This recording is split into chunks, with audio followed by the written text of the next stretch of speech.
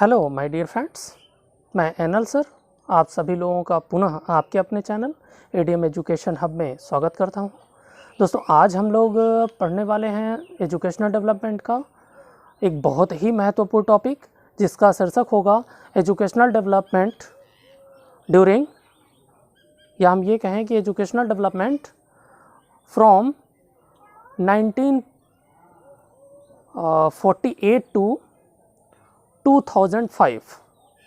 यानी इस वीडियो में हम लोग चर्चा करेंगे 1948 यानी स्वतंत्रता के बाद कौन कौन से आयोग आए और कौन कौन से बिंदुओं को पढ़ना हमें ज़्यादा ज़रूरी है और किन किन बिंदुओं से सबसे ज़्यादा क्वेश्चंस हर बार पूछे गए हैं और वे क्वेश्चंस किस प्रकार से पूछे जाते हैं और क्या उसका शीर्षक होता है या किस तरीके के क्वेश्चंस पूछे जाते हैं, उसकी चर्चा हम लोग करते हुए चलेंगे। ठीक है। इसके बाद एजुकेशनल डेवलपमेंट का लास्ट वीडियो होगा, जो आज एजुकेशनल डेवलपमेंट वो सेकंड वीडियो, इसके बाद वाला जो वीडियो होगा वो कंप्लीट करने के बाद एजुकेशनल डेवलपमेंट समाप्त हो जाएगा। इसके बाद हम लोग हिंदी की तरफ, यानी लास्ट जो सब्जेक्ट हमारा बचेगा वो सब्जेक्ट होगा हिंदी, और उसकी चर्चा हम लोग आज से शुरू कर देंगे। ठीक है, चलिए आइए देर न करते हुए स्टार्ट करते हैं। आज एजुकेशनल डेवलपमेंट, शिक्षा का विकास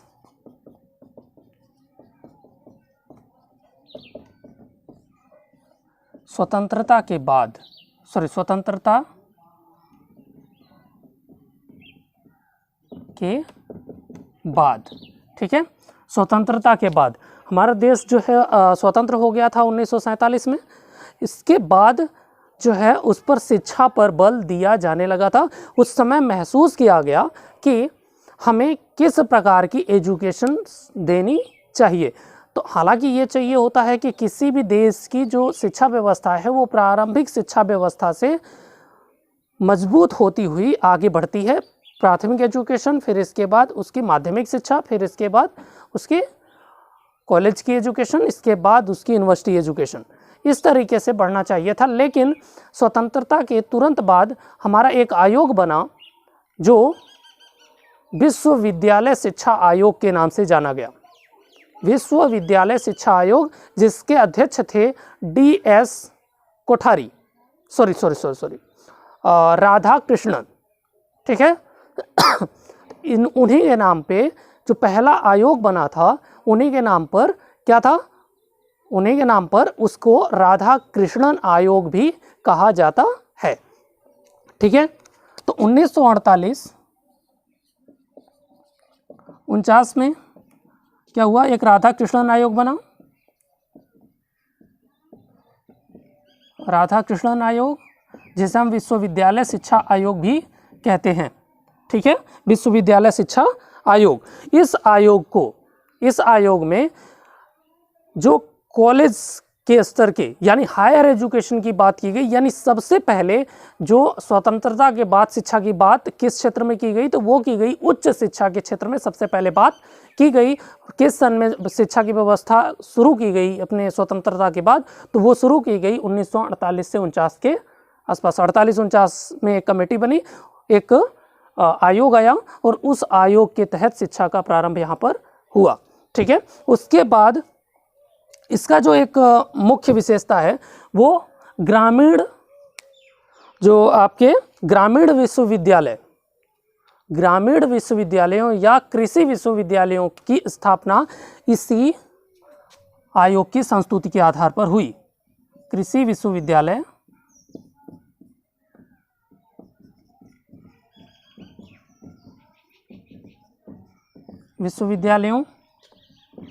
या ग्रामीण विश्वविद्यालयों, दोनों को एक ही नाम दिया गया था, ग्रामीण विश्वविद्यालयों।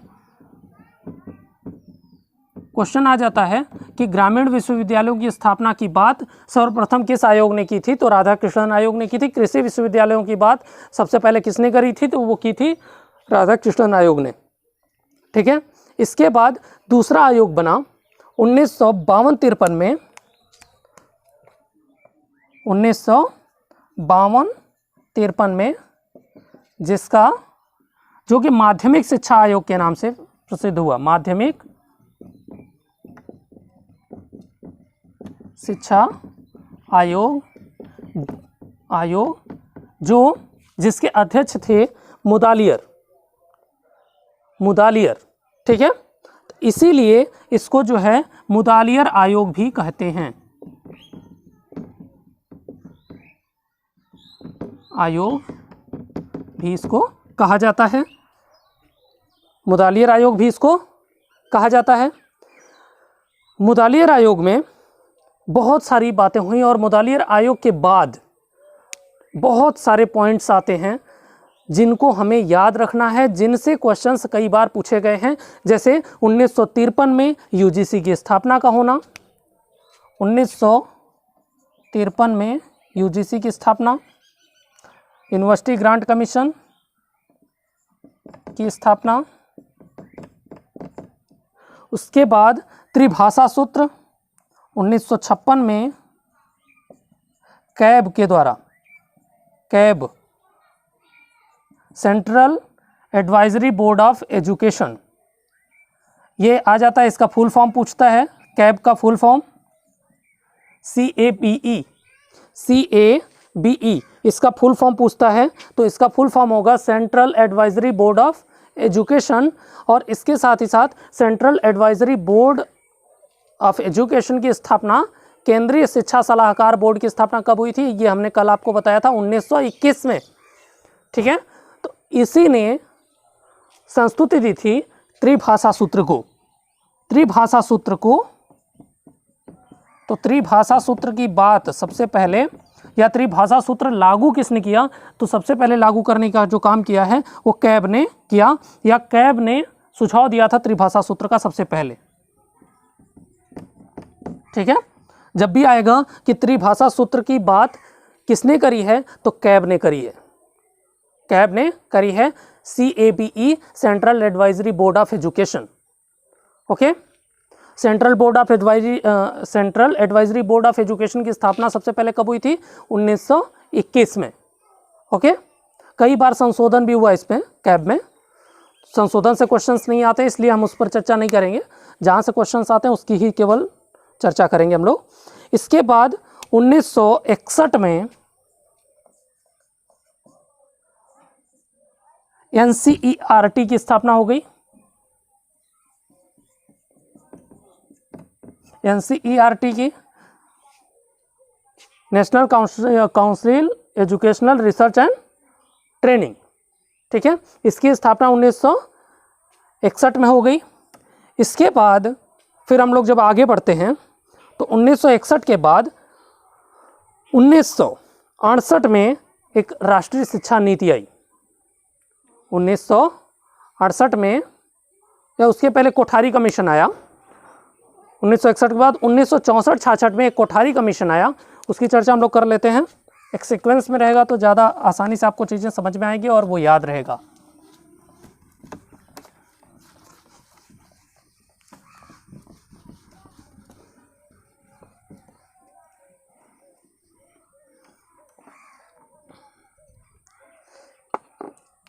क्या है, कोठारी आयोग,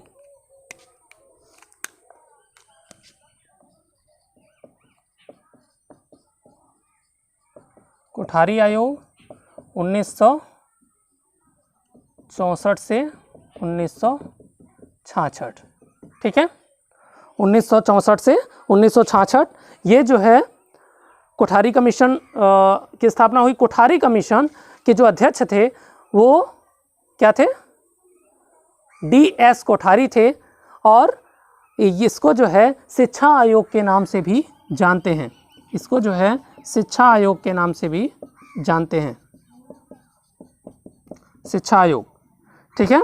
चाहे वो कोठारी आयोग पूछे चाहे वो शिक्षा आयोग पूछे, दोनों एक ही है, दोनों का एक ही नाम है, ठीक है। शिक्षा आयोग की एक बहुत ही महत्वपूर्ण लाइन पूछी जाती है। शिक्षा आयोग में या कोठारी कमीशन में यह कहा गया था कि देश के भविष्य का निर्माण, देश के भविष्य का निर्माण विद्यालय की कक्षाओं में हो रहा है, देश के भविष्य का निर्माण विद्यालय की कक्षाओं में हो रहा है। ये इसका पहली लाइन थी, इसकी टैग लाइन थी कोठारी कमीशन की। ये कई बार पूछा गया है आपके एग्जाम में, कोठारी कमीशन की टैग लाइन क्या है। या ऐसे पूछ देगा कि देश के भविष्य का निर्माण कक्षाओं में हो रहा है, यह किस आयोग ने कहा। तो किस आयोग में कहा गया, तो यह जो है कोठारी कमीशन में कहा गया है। ठीक है, इसके बाद हम लोग आ जाते हैं एनपीई। 1968 में एक आई, ये जानी जाती है 10+2+3 जो शिक्षा पद्धति है, उसको सबसे पहले देने का काम जो है एनपीई 1968 ने किया। ठीक है, और जो कैब ने सुझाव दिया था त्रिभाषा सूत्र का, उसको भी लागू करने का काम जो है 1968 में एनपीई में हुआ। और इसके बाद इसका जो है संशोधित रूप आया NPE national policy of education 1979। ठीक है, 1979। तो जो आपका शिक्षा आयोग था, शिक्षा आयोग की संस्तुतियों का की समीक्षा करने के लिए एनपीई 1968 आया। इसके बाद जो एनपीई 1968 था उसकी समीक्षा करने के लिए एनपीई 1979 आया। उसमें कुछ ज़्यादा परिवर्तन नहीं किया गया था और कुछ ज़्यादा इंपॉर्टेंट नहीं है, तो इसलिए उसको हम लोग स्किप करेंगे। एनपीई 1979। इसके बाद एक बहुत ही महत्वपूर्ण एनपीई आया 1986।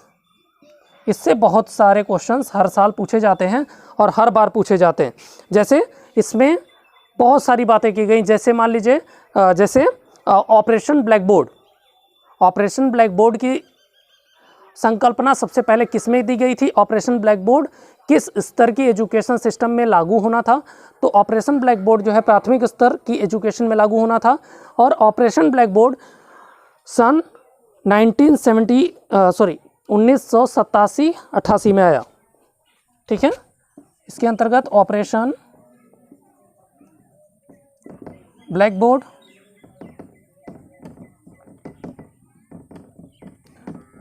87-88।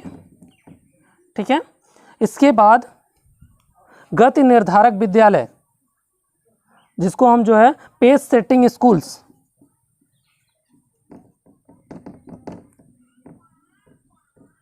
ये कई बार आया है। आप अगर देखें इसको, पेस सेटिंग स्कूल्स, या फिर पूछता है गति निर्धारक विद्यालयों की स्थापना की संकल्पना सबसे पहले किस आयोग किस समिति में कहा गया? तो ये एनपीई में नेशनल पॉलिसी ऑफ एजुकेशन में कहा गया था 1986 में। ठीक है, 1986 में। ओके, इसके बाद महिला समाख्या, महिला शिक्षा के लिए या महिलाओं में सुधार करने के लिए, जो ग्रामीण महिलाएं थीं, ग्रामीण महिलाओं को सुदृढ़ करने के लिए, उनको आत्मनिर्भर बनाने के लिए एक संस्था की स्थापना की गई थी, जिसका नाम था महिला समाख्या। महिला समाख्या की स्थापना जो है 1989 में हुआ। ये भी क्वेश्चन आया हुआ है, महिला समाख्या, महिला समाख्या 1989। ठीक है, ओपन स्कूल की भी स्थापना जो है 1989 में हुआ, जिसको NIOS कहते हैं, national institute of open schooling. ये जो है स्थापित हुआ था 1989 में ही, और वो भी इसी की संस्तुति एनपी 1986 की संस्तुति के आधार पर ही उसकी भी स्थापना हुई थी। ठीक है, इसके साथ ही साथ इसके पीछे की भी बहुत सारी चीज़ें हैं जिनको हमको याद रखना है। जैसे 1968 में चलेंगे, स्त्री शिक्षा के लिए, जहाँ से क्वेश्चंस बनते हैं।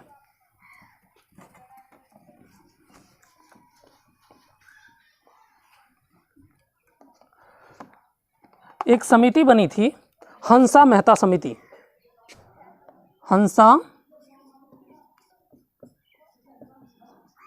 मेहता समिति। हंसा मेहता जो समिति थी वो 1962 में बनी, और यह किस लिए थी? स्त्री शिक्षा के लिए। ठीक है, क्वेश्चन आता है कि हंसा मेहता समिति संबंधित है स्त्री शिक्षा से, वयस्क शिक्षा से, पुरुष शिक्षा से, उपर्युक्त में से तीनों के लिए। तो क्या आंसर होगा? इसका आंसर होगा स्त्री शिक्षा के लिए हंसा मेहता समिति बनी थी। इसके साथ ही साथ एक दुर्गाबाई देशमुख समिति भी बनी थी, जिसकी जो अध्यक्ष थी वो थी दुर्गाबाई देशमुख। ठीक है।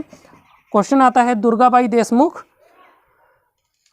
किस से संबंधित हैं या किनकी शिक्षा से संबंधित हैं? तो ये संबंधित है स्त्री शिक्षा से।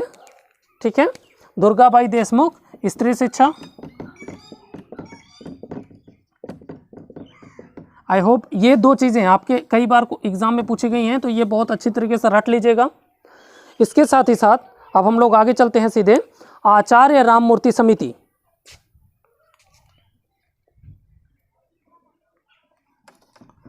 आचार्य राममूर्ति समिति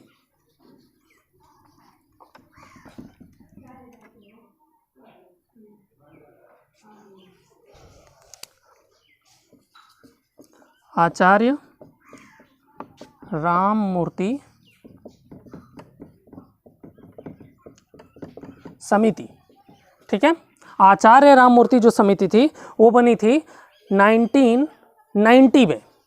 ठीक है, 1990 में, जिसको 1990 में ये किस लिए बनी थी? यह बनी थी जो एनपीई 1986 थी उसकी समीक्षा करने के लिए। ठीक है, तो जो उन्होंने संस्तुतियां दी, जो भी बात करी, उन बातों को सम्मिलित करने का काम जो है एक और समिति बनी थी 1992 में, जिसका नाम है राष्ट्रीय सलाहकार समिति। राष्ट्रीय सलाहकार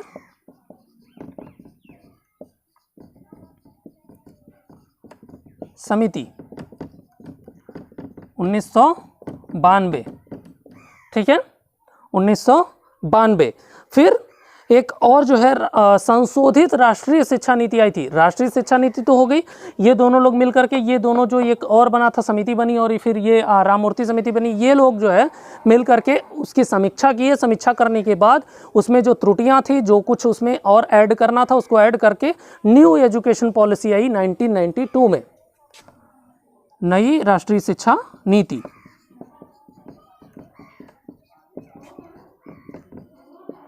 शिक्षा नीति 1992। ठीक है, जिसको हम कहते हैं POA, plan of action. Plan of action. ठीक है, प्लान ऑफ एक्शन, ये आपको याद रखना है। नई राष्ट्रीय शिक्षा नीति 1992 में, या ये आ सकता है प्लान ऑफ एक्शन आया था तो 1992 में। ठीक है, इससे डायरेक्ट क्वेश्चन आते हैं। बहुत ही इंटरेस्टिंग पेपर है ये। आप लोग चाहें तो इसको खुद से, रमन बिहारी लाल की अगर बुक हो तो उसमें एजुकेशनल हिस्ट्री के बारे में बहुत अच्छी तरीके से, बहुत अच्छी किताब है एजुकेशनल हिस्ट्री की, हिंदी में उससे अच्छी बुक मेरे हिसाब से कोई दूसरी नहीं है रमन बिहारी लाल से। आप चाहें तो उसको लेकर के आप पढ़ सकते हैं। ठीक है, उसमें एक एक चीज़ को, एक एक बिंदु को बहुत अच्छी तरीके से समझाया गया है। उसमें लगभग हर एक इम्पॉर्टेंट एस्पेक्ट्स को भी देखा गया है। ठीक है, चलिए अब आता है हम लोग पहुंच गए 1992 में।